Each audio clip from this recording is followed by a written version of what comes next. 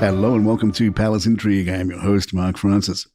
In his Easter message, King Charles wrote, "One of the puzzles of our humanity is how we are capable of both great cruelty and great kindness."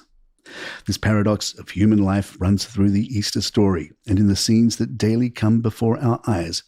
At one moment, terrible images of human suffering, and in another, heroic acts in war-torn countries where humanitarians of every kind risk their own lives to protect the lives of others.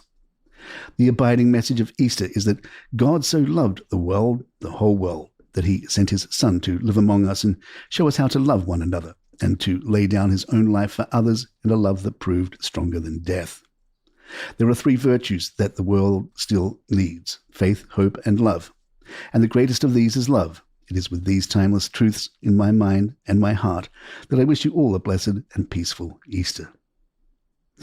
This Easter Sunday, young visitors to Sandringham are in for a treat as the estate prepares to host a special Easter egg trail in aid of the East Anglian Air Ambulance. In a post shared to Sandringham Instagram account on Tuesday, the message read, "Join us this Easter Sunday for an Easter egg trail in aid of the East Anglian Air Ambulance. It's an event likely to bring a smile to Prince William's face." The Prince of Wales worked for the East Anglian Air Ambulance from 2015 to 2017, piloting emergency response helicopters during a deeply personal chapter of his life. William and Kate will not be attending this year's Easter Matins service at St. George's Chapel, Windsor, choosing instead to spend the holiday weekend privately with their children at their country home in Norfolk.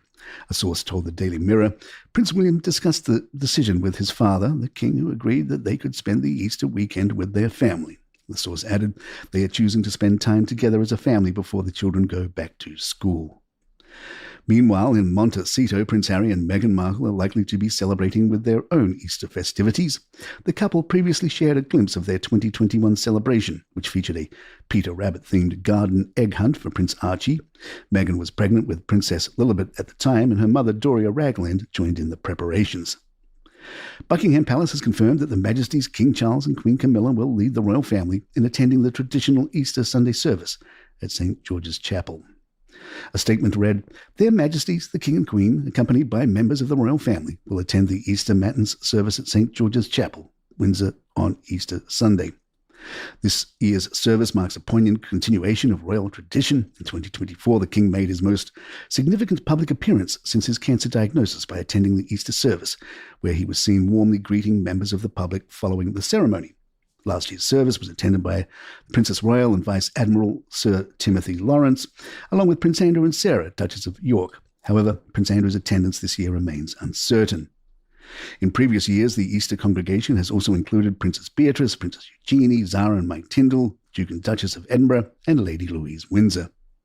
As ever, the Easter service provides an opportunity for the royal family to gather in reflection and faith, and all eyes will be on Windsor to see which familiar faces return to the fold. A royal commentator has suggested that Prince Harry's recent visit to Ukraine may have been intentionally timed to irritate his elder brother, Prince William, who, according to insiders, has been discouraged from making a similar visit due to security concerns. Charlotte Griffiths, editor-at-large at the Mail on Sunday, told GB News that the move would likely have absolutely infuriated William. She added, "For all this talk about the spare, Harry grumbles that he was the spare, but William has found it so frustrating and has done all his life that Harry gets special treatment he's never had." Griffiths went on to suggest that Harry knows exactly how to push his brother's buttons. While the visit was praised in some quarters, it has sparked accusations of inconsistency.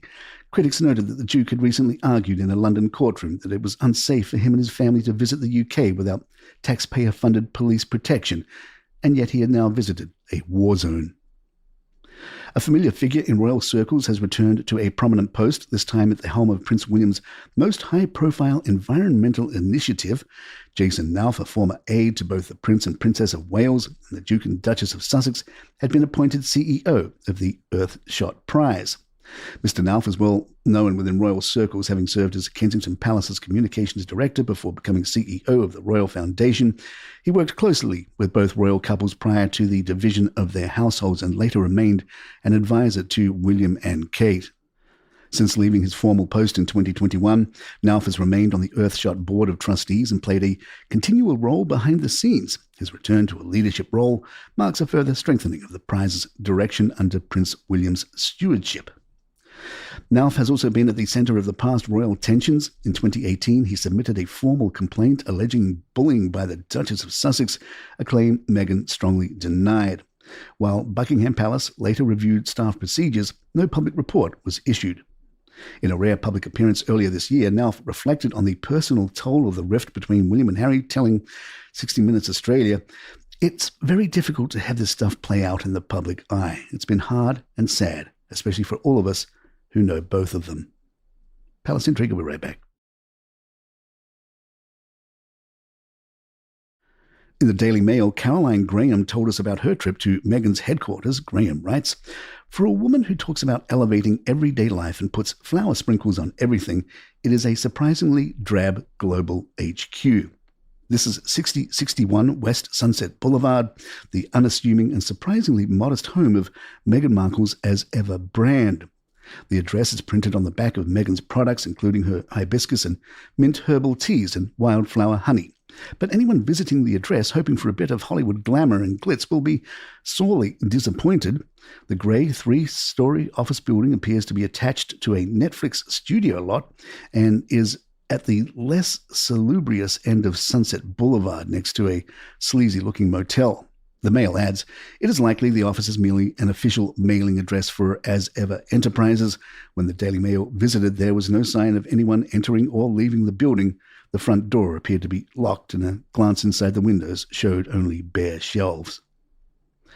Royal Commentator Kinsey Schofield spoke to Sky News Australia about Meghan using her title, calling it so disrespectful to Queen Elizabeth II's memory, adding, "Meghan Markle's poking the bear here." Schofield further claimed, "I have it on good authority that Prince William wants to strip them of their titles, and the Sussexes would like reassurance that he won't do that, knowing how much it would hurt their commercial opportunities."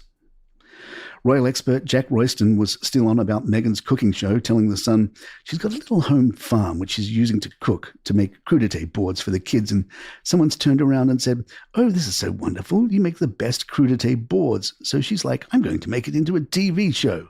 You can't do that. Your millionaire lifestyle is not interesting enough to people who are struggling for you to just monetize your own life. You have to push it. You have to leave the house. You have to push yourself out of your comfort zone. His idea is that Meghan should do a show with people who disagree with her. Well, we like that idea, and we're not sure how we'd fit hundreds of millions of people into the studio. And there you have it. If you'd like to email us, our address is thepalaceintrigue@gmail.com. Please follow us on Spotify, Apple, or the app of your choice, and leave us a review or 5 stars if you're enjoying the show. I'm Mark Francis. My thanks to John McDermott. This is Palace Intrigue. Happy Easter and good times.